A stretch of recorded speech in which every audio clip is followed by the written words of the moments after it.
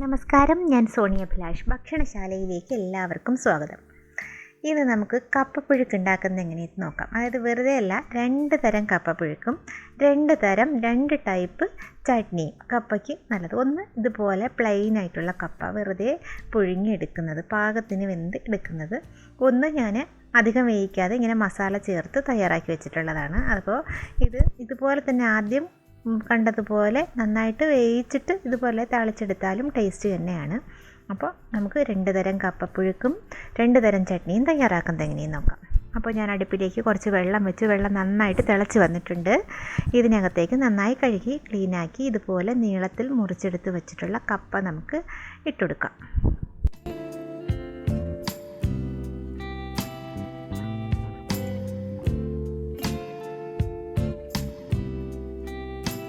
ഈ കപ്പ നല്ലപോലെ ഒന്ന് തിളച്ച് കഴിയുമ്പോൾ ഞാൻ ആദ്യത്തെ വെള്ളം അങ്ങ് വാർത്ത് കളഞ്ഞിട്ട് കുറച്ച് ചൂടുവെള്ളം കൂടി ചേർത്ത് ഒന്നും കൂടി ഒന്ന് തിളപ്പിച്ചെടുക്കും.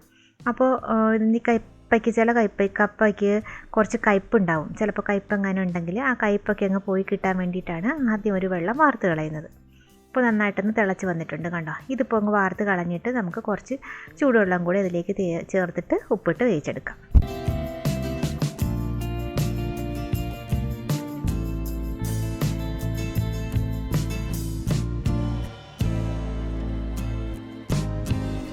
കണ്ടോ, ഞാനങ്ങ് വാർത്ത് കളഞ്ഞ് വെച്ചു. ഇതിലേക്ക് തൊട്ടടുത്ത അടുപ്പിൽ ഞാൻ കുറച്ച് വെള്ളം ചൂടാക്കി വെച്ചിട്ടുണ്ടായിരുന്നു, അതും കൂടി ഒഴിച്ചു. കുറച്ച് കൂടുതൽ വെള്ളം ഒഴിക്കണം കേട്ടോ, മുങ്ങി കിടക്കാൻ പാകത്തിന് വെള്ളം വേണം.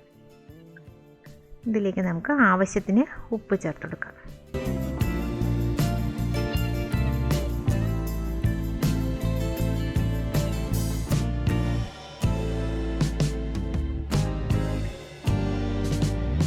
ഒരു സെറ്റ് കപ്പ നന്നായിട്ട് വെന്തതും ഒരു സെറ്റ് കപ്പ ഇത്ര ആയപ്പോഴേക്ക് ഞാൻ വറുത്ത് മാറ്റി വയ്ക്കുന്നുണ്ട്. ഇത് താളിച്ചെടുക്കാൻ വേണ്ടിയിട്ടാണ്. നന്നായിട്ട് വെന്ത കപ്പ നമുക്ക് പ്ലെയിനായിട്ട് തന്നെ ഇതുപോലെ അതിൻ്റെ ചട്നി കൂട്ടിയിട്ട് കഴിക്കാം. ഇതുപോലെ വെന്തിട്ടുണ്ടാവണം, പ്ലെയിനായിട്ട് വെന്ത് കിട്ടുന്ന കപ്പ. ഇനി അധികം വേകാത്ത കപ്പ താളിക്കുന്നത് എങ്ങനെയെന്ന് നോക്കാം. അതിനായി ഞാൻ അടുപ്പിലേക്കൊരു പാൻ വെച്ചിട്ടുണ്ട്. പാൻ വന്നപ്പോഴേക്ക് അതിലേക്ക് വെളിച്ചെണ്ണ വെച്ചു. വെളിച്ചെണ്ണ ചേർക്കുന്നതാണ് ടേസ്റ്റ് കേട്ടോ. ഇതിലേക്ക് കടുക് ഇട്ട് കൊടുക്കാം, കുറച്ചധികം കടുകിടാം. കടുകെല്ലാം പൊട്ടി വന്ന് ഇതിലേക്കൊരു 10-12 ചെറിയ ഉള്ളി കനം കുറച്ച് അരിഞ്ഞെടുത്തത്. ഈ ചെറിയ ഉള്ളി നന്നായിട്ട് മൊരിഞ്ഞ് വരണം കേട്ടോ. ഒന്ന് വഴന്നാൽ പോരാ, നന്നായിട്ടൊന്ന് മൊരിഞ്ഞ് വരണം. നമ്മൾ കടുകൊക്കെ താളിക്കാൻ മൊരിയുന്നത് പോലെ നന്നായിട്ട് മൊരിഞ്ഞ് വരണം. അതിലേക്ക് ആവശ്യത്തിന് കറിവേപ്പില ചേർക്കാം. കറിവേപ്പില നല്ലവണ്ണം ചേർത്താൽ നല്ലൊരു മണമാണ് നമ്മുടെ കപ്പപ്പുഴുക്കിന്.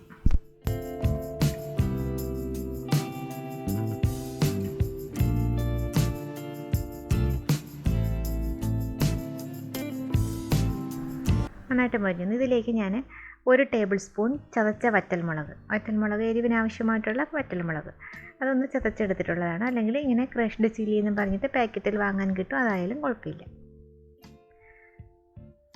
ഇതിലേക്ക് നമുക്കൊരു ഇച്ചിരി ഉപ്പിട്ടെടുക്കാം. ഉപ്പ് ചേർത്തെങ്കിൽ ആ മസാലയ്ക്കൊരു ടേസ്റ്റ് ഉണ്ടാകത്തുള്ളൂ. കപ്പ പുഴുങ്ങിയത് ഉപ്പ് ചേർത്താണ് എങ്കിൽ പോലും നമുക്ക് ഇച്ചിരി ചേർത്ത് കൊടുക്കാം. ഇതിലേക്ക് നമ്മുടെ പുഴുങ്ങി വച്ചിട്ടുള്ള കപ്പയും കൂടി ചേർത്തിട്ട് നന്നായിട്ടങ്ങ് മിക്സ് ചെയ്യാം. മസാല കപ്പയുടെ എല്ലാ ഭാഗത്തും പിടിക്കണം.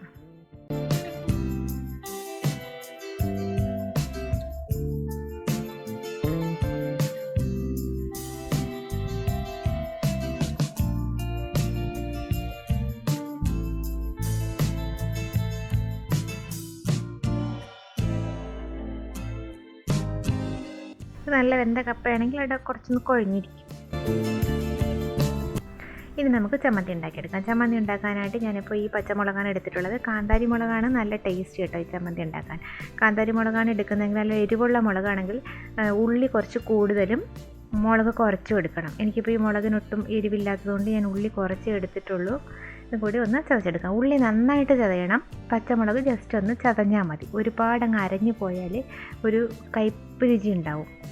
ഒരു കയ്പ്പായിരിക്കും ചമ്മന്തിക്ക്, നല്ലൊരു ടേസ്റ്റ് ഉണ്ടാവില്ല.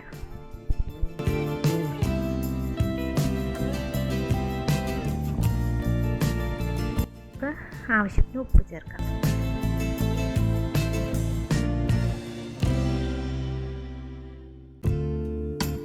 ഇനി നല്ല വെളിച്ചെണ്ണ വേണം ചേർക്കാൻ.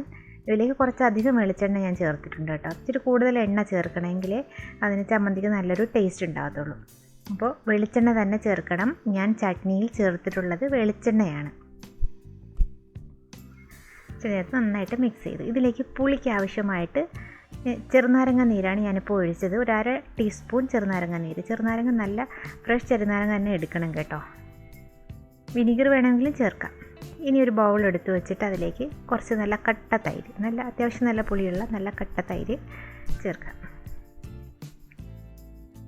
തൈര് നന്നായിട്ട് ഒട്ടും കട്ടയില്ലാതെ അങ്ങ് ഉടച്ചെടുക്കണം.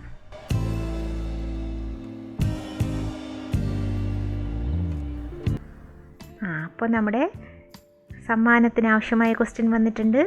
ചട്നിയിൽ ചേർത്ത എണ്ണ ഏത്? ഓപ്ഷൻ 1 കടുകെണ്ണ, ഓപ്ഷൻ 2 നല്ലെണ്ണ, ഓപ്ഷൻ 3 വെളിച്ചെണ്ണ. Which type of oil is used in this chutney? Option 1 mustard oil, option 2 sesame oil, option 3 coconut oil. ഉത്തരങ്ങൾ വാട്സപ്പ് നമ്പറിലൂടെ കിട്ടാത്തവർക്ക് കമൻറ്റ് ബോക്സിലൂടെയും അയക്കാവുന്നതാണ്. അപ്പോൾ നമ്മുടെ ചട്നി ബാക്കിയും കൂടെ തയ്യാറാക്കിയെടുക്കാം. അതിലേക്ക് ഞാൻ ആവശ്യത്തിന് തൈര് നന്നായിട്ട് ഉടച്ച തൈരിലേക്ക് കുറച്ച് ഉപ്പിട്ടു, നന്നായിട്ട് ഇളക്കി വെച്ചു കേട്ടോ. അതിലേക്ക് നമുക്കിന്ന് കുറച്ച് കണ്ടോ ഈ ചട്നി ആദ്യം തയ്യാറാക്കിയ ചട്നി ചേർത്ത് നന്നായിട്ടങ്ങ് മിക്സ് ചെയ്തെടുക്കാം.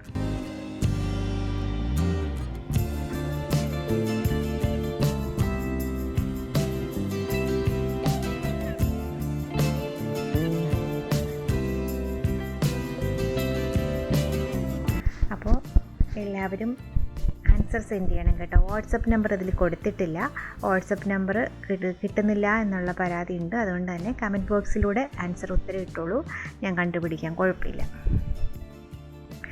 അപ്പോൾ മസാല കപ്പയുടെ കൂടെ ആ ചട്നി നല്ലത്. നമുക്ക് ഈ പ്ലെയിൻ കപ്പയുടെ കൂടെ ഈ പ്ലെയിൻ ആയിട്ടുള്ള ചട്നിയാണ് ടേസ്റ്റ്. കുറച്ച് മറ്റേ ചട്നി കൂടെ വേണമെങ്കിൽ വെക്കാം. കണ്ടോ ഇത് രണ്ടും കൂട്ടിയിട്ട് അടിപൊളിയായിട്ട് നമ്മുടെ കപ്പപ്പുഴുക്ക് കഴിക്കാം. അപ്പോൾ കപ്പയുടെ ഒരു റെസിപ്പി, ഭക്ഷണശാലയിൽ കപ്പയുടെ ആദ്യത്തെ റെസിപ്പിയാണ് വന്നിട്ടുള്ളത്. 2 ടൈപ്പ് ഓഫ് കപ്പപ്പുഴുക്ക് കണ്ടോ, മസാല ചേർത്തതും മസാല ചേർക്കാതെ പുഴുങ്ങി വെച്ചിട്ടുള്ള കപ്പ. ഇതിൻ്റെ കൂടെ കുറച്ച് കട്ടൻ ചായയും കൂടെ ചേർത്ത് നമുക്ക് സെർവ് ചെയ്യാം. അപ്പോൾ വീഡിയോ ഇഷ്ടപ്പെട്ടാൽ സബ്സ്ക്രൈബ് ചെയ്യാനും ലൈക്ക് ചെയ്യാനും ഷെയർ ചെയ്യാനും മറക്കരുത്. അടുത്തൊരു വീഡിയോയുമായിട്ട് നമുക്ക് വീണ്ടും കാണാം. താങ്ക്